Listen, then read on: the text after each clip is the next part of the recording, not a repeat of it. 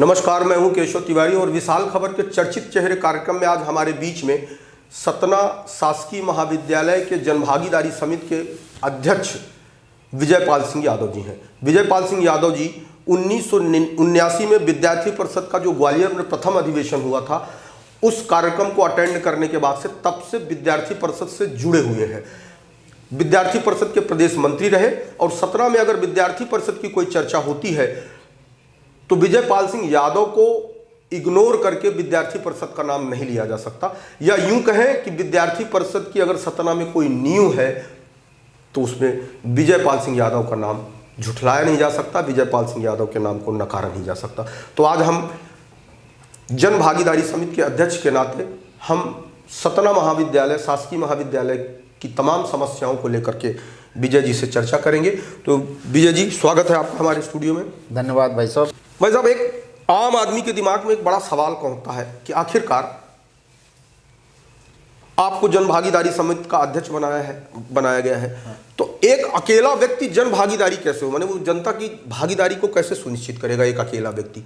नहीं, जन भागीदारी समिति जो है वो एक व्यक्ति की नहीं है जी।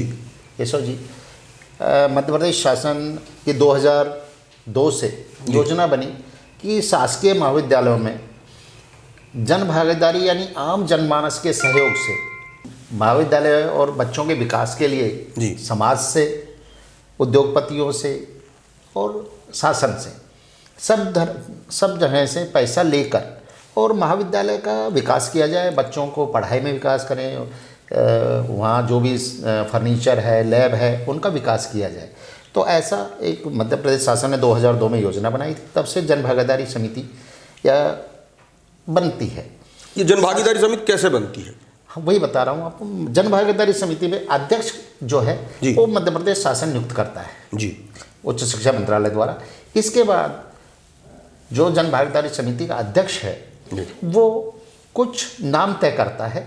जैसे एक कलेक्टर महोदय से निवेदन किया जाता है कि या तो वो स्वयं या उनका प्रतिनिधि रहे जी, एक सांसद महोदय या उनका प्रतिनिधि, एक विधायक जी या उनका प्रतिनिधि जी। ऐसे ही एक कृषक जो खेती किसानी करता है उसको भी, क्योंकि बच्चों बहुत सारे बच्चे किसानों के होते हैं तो कम से कम उसकी समस्या का भी वहाँ प्रस्तुतिकरण हो। हाँ, तो एक कृषक रहता है, 2 पूर्व छात्र जो उस महाविद्यालय में पढ़े हुए हैं, ऐसे 2 पूर्व छात्र, उनका कारण यह है कि उनको मालूम है कि महाविद्यालय में किस किस तरह की समस्याएं हमने झेली हैं, ये आगे न रहें जी। ऐसे ही एक उद्योगपति जी, एक दानदाता और अभिभावकों में से भी एक SC, एक ST और एक महिला और एक पिछड़ा, ऐसे जो माने सभी वर्गों का प्रतिनिधित्व हो और सभी वर्गों की समस्याएं वहाँ आ सकें। जो बच्चे, इस तरीके जी, जो बच्चे पढ़ रहे हैं अभी, इनमें से ये अभिभावक इनके रहेंगे। तो ऐसा सब मिला के ये 11, 15, 20 लोगों की एक समिति होती है।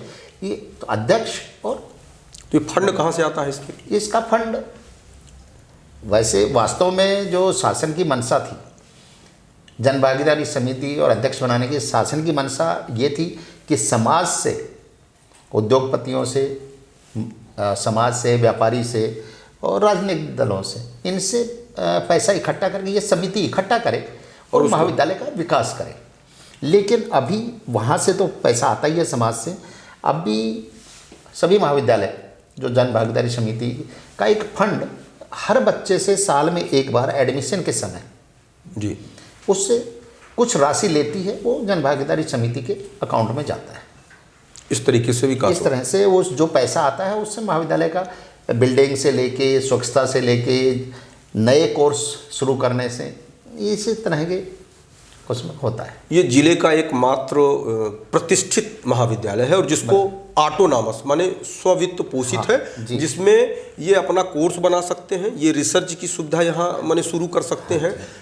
इतना बड़ा महाविद्यालय होने के बाद भी यहाँ पर एक पार्क बना दिया गया, जिस पार्क की उच्च शिक्षा समिति से कोई स्वीकृति नहीं ली गई। मतलब ऐसा नहीं लग रहा कि अंधेर नगरी चौपट राजा टाइप से काम चल रहा है, जो मर्जी पढ़ रही है वो हो रहा है। और एक प्रतिष्ठित महाविद्यालय के साथ इस तरीके की मतलब बर्ताव करना, वो भविष्य के उन युवाओं के साथ खिलवाड़ है जिन युवाओं का भविष्य इस महाविद्यालय के साथ जुड़ा हुआ है।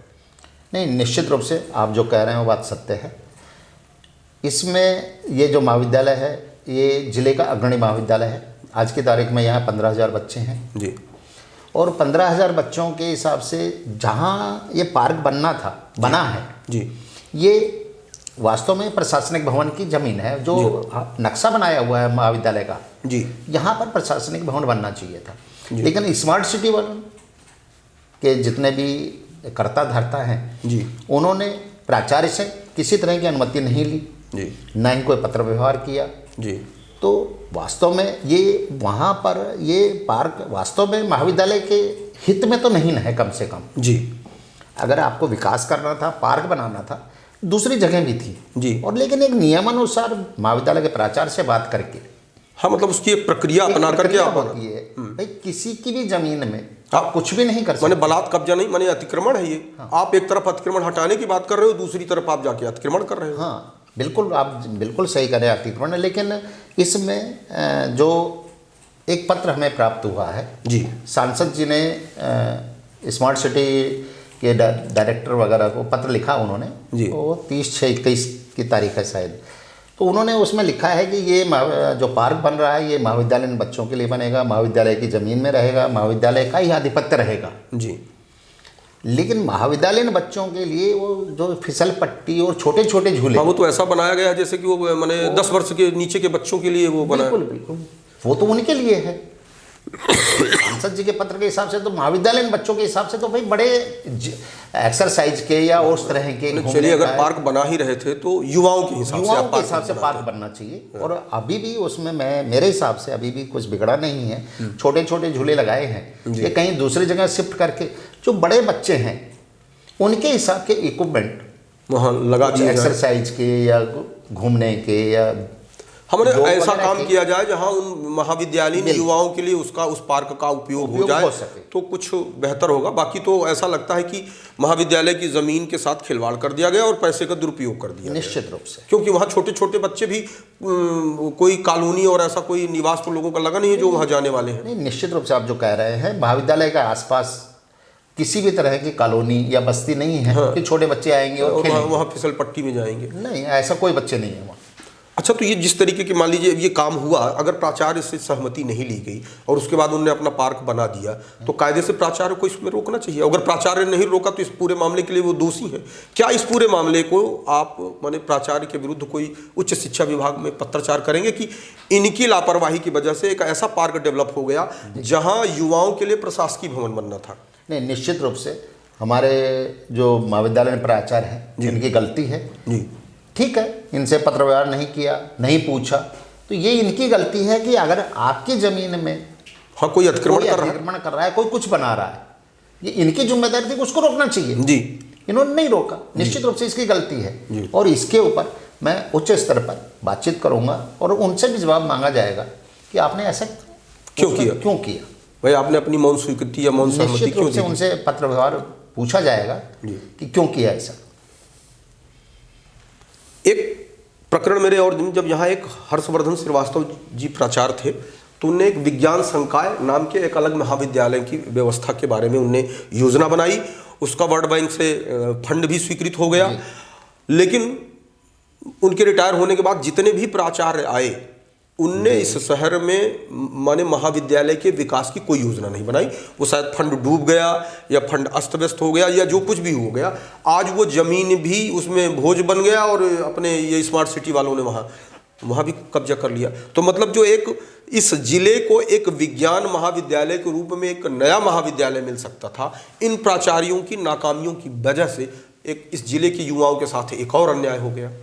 निश्चित रूप से ये बात सत्य है कि वर्तमान में जो शासकीय महाविद्यालय है वो बहुत बड़ा है और जितने बच्चे हैं उसके हिसाब से बहुत छोटा लगता है जी। 15,000 बच्चे हैं, 3 शिफ्ट में कॉलेज चल रहा है। 3 शिफ्ट में कॉलेज चल रहा है और ये बात भी सत्य है कि एक नया विज्ञान महाविद्यालय के लिए फंड भी आवंटित हुआ, ज़मीन भी आवंटित हुई, लेकिन ये हमारे कुछ प्राचार्य जो पूर्व प्राचार्य रहे उनकी लापरवाही के कारण से ये बट्टे खाते में चला गया, नहीं बन पाया।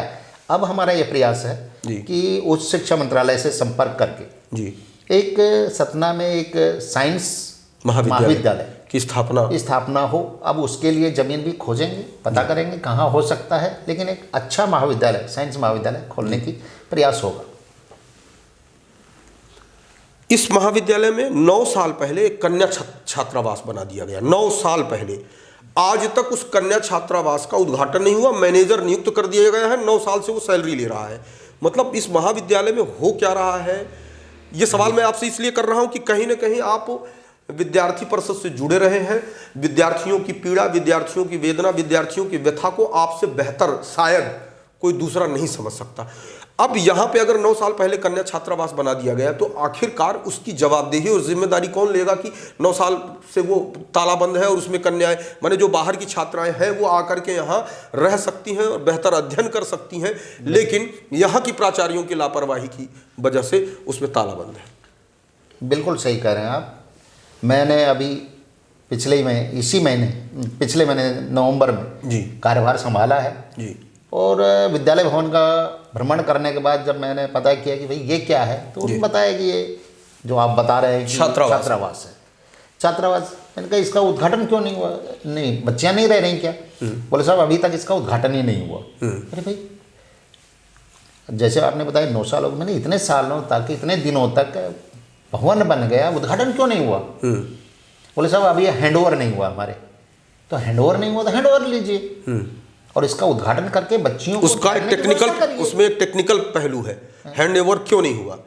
यूजीसी से वो ग्रांट हुआ था, यूजीसी से उसमें जो नक्शा आया जी, उसमें ठेकेदार ने कुछ त्रुटि कर दी और जब यूजीसी की टीम वहां पर निरीक्षण करने आई तो ठेकेदार वो नक्शा ही प्रस्तुत नहीं कर पाया, इसलिए यूजीसी ने उसको उसका माने हैंडओवर नहीं लिया, कहा कि जाओ अब तुम। ठेकेदार ने गलत सलत बना करके आहरण कर लिया पैसों का, इनने उस भवन को अपने हैंडओवर नहीं लिया, नुकसान छात्राओं का हो रहा है। नहीं तो इसमें अब मैं ये प्रयास करूंगा कि भाई जो ठेकेदार ने उस नक्शे के हिसाब से जो हमारा छात्रावास नहीं बनाया और पैसा पूरा ले लिया, जिस प्राचार्य के कार्यकाल में जी ये उसको भुगतान हुआ है, निश्चित रूप से हम उस प्राचार्य के ऊपर कार्रवाई करवाएंगे और उससे रिकवरी करवाएंगे कि हमारे उस नाम के आधार पर हमारा छात्रावास बनाया जाए, जिससे कि हमारे जिले की महिलाओं को, छात्राओं को उसका लाभ ले सकें। क्योंकि मैं ये मानता हूं कि आज इंदिरा कॉलेज भी है यहाँ छात्राओं का, लेकिन वहाँ भी कोई छात्रावास की व्यवस्था नहीं है। तो ये अगर एक बड़ी व्यवस्था, एक बड़ी माने छात्राओं के लिए इस तरीके की एक सुविधा दी गई थी तो यहाँ प्राचार्यों ने मिलकर के उसको भी चौपट कर दिया। बिल्कुल, यहाँ के हमारे प्राचार्य, मैं तो ये कहूँगा कि हमारे प्राचार्य इस समय संवेदनहीन रहे हैं जी कि छात्राओं के ठहरने का एक छात्रावास बन रहा था, उसका आज तक उसका लोकार्पण नहीं करवा पाए। उसमें छात्राओं को 9 साल की अवधि बहुत बड़ी अवधि होती है, बहुत बड़ी अवधि होती है। और 9 साल से आप एक छात्रावास के मैनेजर को आप वेतन दे रहे हैं जबकि उसका कोई काम ही नहीं है। हाँ, अब वो शासन स्तर पर यहाँ डिप्यूट हुए हैं तो निश्चित रूप से वेतन तो, क्योंकि उसका डिप्यूट नियुक्ति जो है शासन ने की है जी, तो वेतन तो देना ही पड़ेगा जी। लेकिन उसके बावजूद भी अब 9 साल का जो कार्यकाल है, निश्चित रूप से अभी मैं उस छात्रावास को अंदर से देखा नहीं हूँ जी, निश्चित रूप से 9 साल में वो बहुत कुछ जीर्ण शीर्ण हो चुका होगा जी। अब उसमें कई लाखों रुपए दोबारा लगेंगे जिससे कि वो उपयोग में आ सके। ये विद्यालय ऑटोनॉमस है और अभी इस महाविद्यालय में एक परीक्षा के नियंत्रक हैं प्रोफेसर पीके जैन, उनने एक प्रस्ताव पारित किया कि क्यों ना इस ऑटोनॉमस कॉलेज की मान्यता खत्म कर दी जाए और इसे विश्वविद्यालय से संबद्ध कर दिया जाए। क्या लगता है कि मतलब माने एक प्रोफेसर 16,000 बच्चों के साथ इस तरीके का अविवेकपूर्ण निर्णय अपने आप से लेता है और उसके बाद भी वो आज भी परीक्षा नियंत्रक बना हुआ है। नहीं, देखिए, ये अगर ऐसा उन्होंने किया है तो निश्चित रूप से ये 16,000 बच्चों के भविष्य के साथ खिलवाड़ है जी।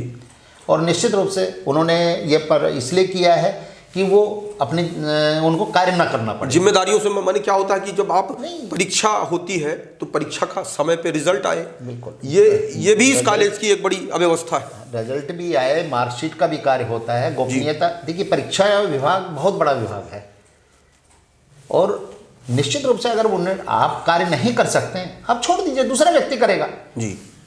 एक कार्य कोई व्यक्ति नहीं कर पा रहा, कोई प्रोफेसर नहीं कर पा रहा, प्राचार्य को बताए भाई जब मैं नहीं कर पाऊंगा दूसरों को देगा। लेकिन ऑटोनोमर्स खत्म करना जी, ये तो बहुत बड़ी गलती मतलब गलती है। सच्चाई ये है कि उनका ये प्रस्ताव जो है वो सतना के माथे में कलंक लगाने जैसा प्रस्ताव है। निश्चित रूप से कलंक जैसा एक, यानी ऑटोनोमर्स किसी भी महाविद्यालय को बड़ी मुश्किल से मिलता है। एक जानकारी आपको और होगी कि ये जब महाविद्यालय में एक नैक की टीम निरीक्षण करने आती है तो नैक का जो प्रस्ताव और प्रपोजल होता है वो पीके जैन को ही बनाना था। पीके जैन उस प्रपोजल को ठीक ढंग से नहीं बना पाए तो नैक की टीम ने इनके विरुद्ध कमेंट और प्रस्ताव, उसी बीच में कोरोना आ गया तो मामला माने वो ढक मुन गया। लेकिन ये इतने गैर जिम्मेदार और अयोग्य व्यक्ति हैं कि इनके रहते आप अगर उम्मीद करें कि इस कॉलेज का कोई उत्थान होगा तो मुझे नहीं लगता। नहीं, ये तो मेरे को जानकारी नहीं है कि आप पता करिएगा। हाँ, मैं निश्चित रूप से पता करूंगा। लेकिन मैं तो हमारे महाविद्यालय के स्टाफ और प्राचार्य और जो फैकल्टी है उसको बधाई दूंगा कि उन्होंने नैक का जो निरीक्षण हुआ उसमें सभी व्यवस्थाएं अच्छी की। इवन मेरे को तो जो जानकारी मिली है, हमारा जो फैकल्टी है यानी झाड़ू वगैरह तक उन्होंने खुद लगाई है, पियून नहीं आ रहे कि नैक का निरीक्षण होना है और साफ सफाई ये सब कुछ किया। उसी की बदौलत ये है, हमारे स्टाफ और इसकी बदौलत, फैकल्टी की बदौलत है कि हमको बी ग्रेड मिला। नहीं, बहुत सारे महाविद्यालय हैं, हमसे बड़े बड़े महाविद्यालय हैं जिनको सी ग्रेड मिला है जी। लेकिन हमारी फैकल्टी की, मैं हमारी फैकल्टी को बधाई दूंगा कि उनके कारण से हमको बी ग्रेड मिला। यहाँ प्राध्यापक योग्य हैं। मैं एक प्राध्यापक का नाम नहीं लूँगा, एक प्राध्यापक का हमने यहाँ इंटरव्यू लिया था तो उन्होंने कहा कि मुझे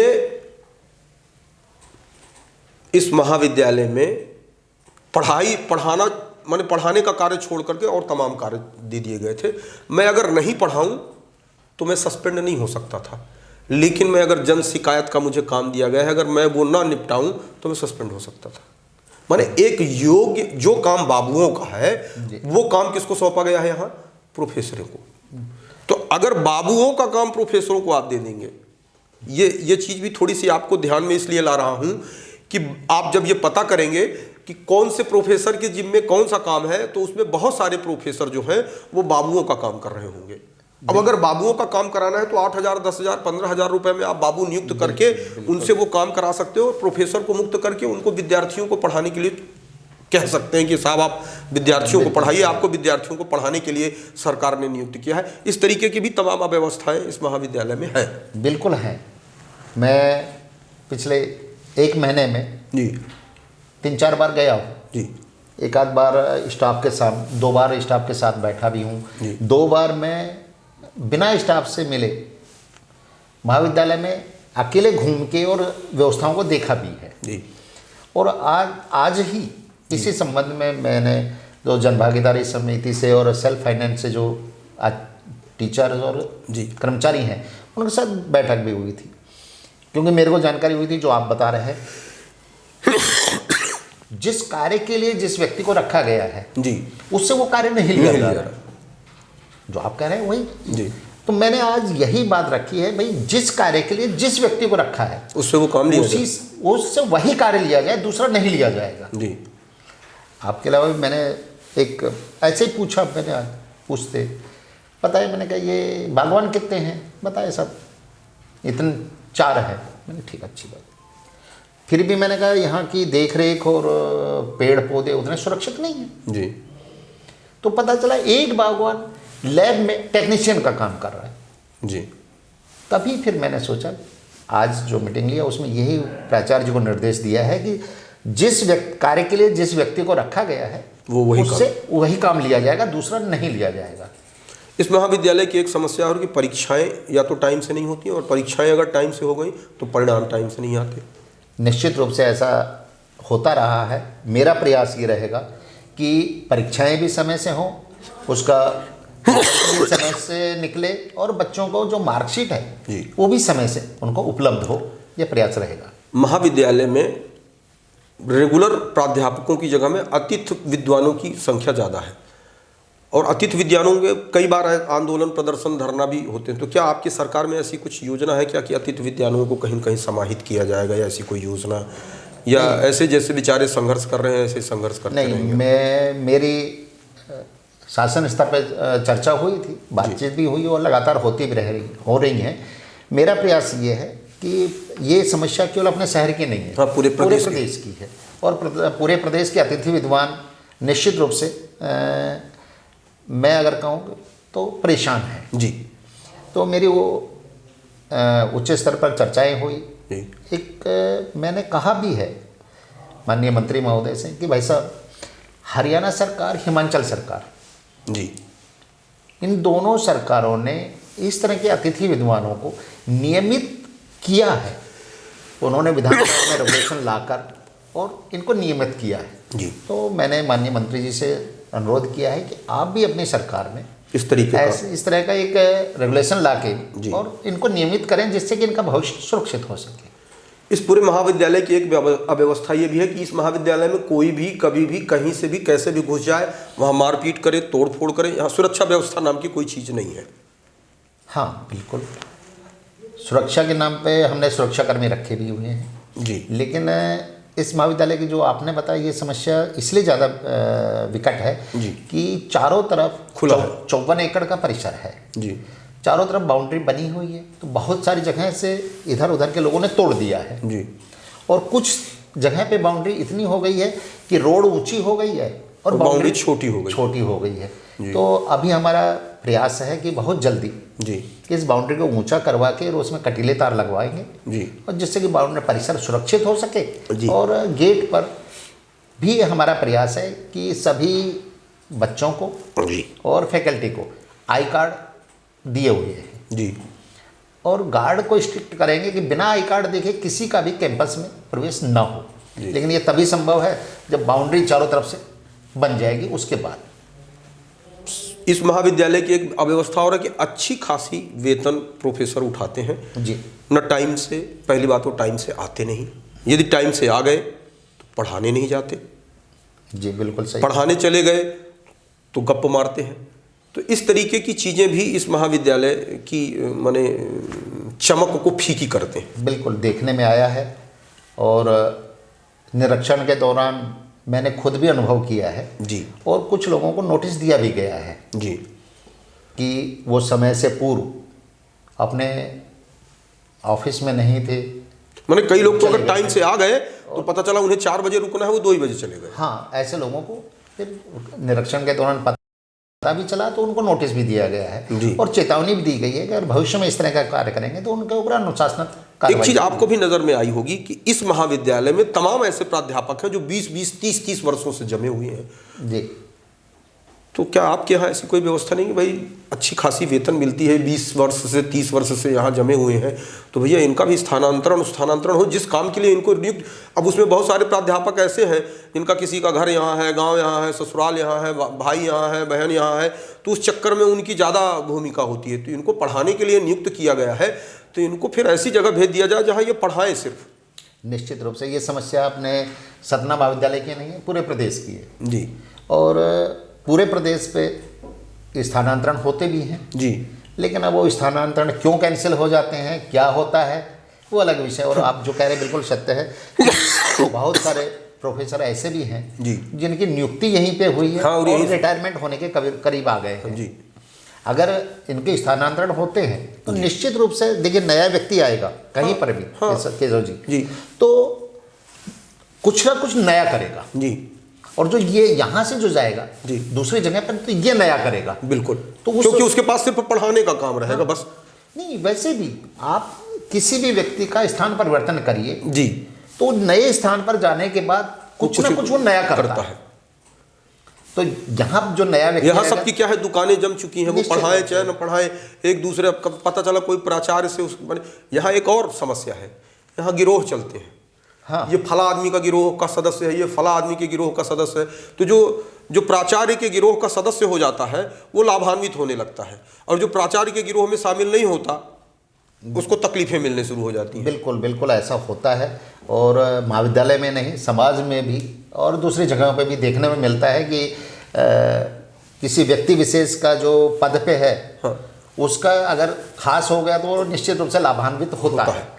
और भले दूसरा कितना भी सही हो, लेकिन वो पद पे बैठे हुए व्यक्ति के निकट नहीं है तो उसको कष्ट झेलना पड़ता है। एक चीज़ आपकी जानकारी में है कि नहीं कि ऑटोनॉमस कॉलेज के जो प्राचार्य होते हैं या परीक्षा नियंत्रक होते हैं, ये लोग अलग से भत्ता भी ले रहे थे? निश्चित रूप से भत्ता ले रहे थे, लेकिन पिछले मेरी जानकारी में आया है अभी पिछले कुछ महीनों से इन्होंने वो भत्ते बंद कर दिए हैं। लेकिन जो इन्होंने भत्ते लिए थे तो क्या उसकी रिकवरी कराएंगे आप? निश्चित रूप से जितना एक्स्ट्रा लिया गया है, जो आपका हक नहीं है जी, ये आपको शासन ने नियुक्त करा, हाँ मैंने काम करने के लिए है ना, करने के लिए दिया है। अब अगर महाविद्यालय का नाम महाविद्यालय ऑटोनोमस हो गया तो आपको एक्स्ट्रा उसका भत्ता थोड़े भाई मिलेगा। आप ऑलरेडी इतनी अच्छी सैलरी पा रहे हैं तो आपका भी जमीर कम से कम इस बात के लिए, मैंने एक प्राध्यापक के नाते, एक मतलब संस्कृत और सभ्यता के नाते कि अगर आप एक संस्कारित व्यक्ति हैं तो आपका जमीर भी ये कहता है कि यार हम 1.5 लाख 2 लाख रुपए पा रहे हैं, अब इसके लिए अब हम भत्ते के रूप में हम 5,000 रुपये, माने अगर आप उसको एक चिट्ठी लिख करके कि साहब आप शासन हमको इतना बहुत दे रहा है, अब इसके लिए क्या 5,000 10,000 अलग से लेना? नहीं, वैसे भी केशव जी आप उस महाविद्यालय में हैं, आज प्रोफेसर हैं जी, कर्मचारी हैं, कुछ भी हैं जी, महाविद्यालय में है ना जी। अगर उस महाविद्यालय को आज हम ऑटोनॉमस कर दे रहे हैं जी, हैं तो अभी भी उस महाविद्यालय के प्रोफेसर ना, केवल नाम ही तो बदला है जी, तो नाम बदलने से आपका भत्ता थोड़े बढ़ जाएगा जी, ये गलत है, नहीं लेना चाहिए। अगर लिया है तो उसकी जांच करवा के और उनसे लिया जाएगा। तो बहुत बहुत धन्यवाद विजय जी, आप हमारे स्टूडियो में आए और महाविद्यालयीन समस्याओं को लेकर के बहुत सारी चर्चाएं की। मुझे लगता है कि इस परिचर्चा से कहीं ना कहीं विद्यार्थियों का भविष्य में कुछ बड़ा लाभ होने वाला है। तो बहुत बहुत धन्यवाद। धन्यवाद केशव जी, आपका सहयोग इसी तरह महाविद्यालय विकास में मिलता रहेगा, मैं ऐसी आशा करता हूँ।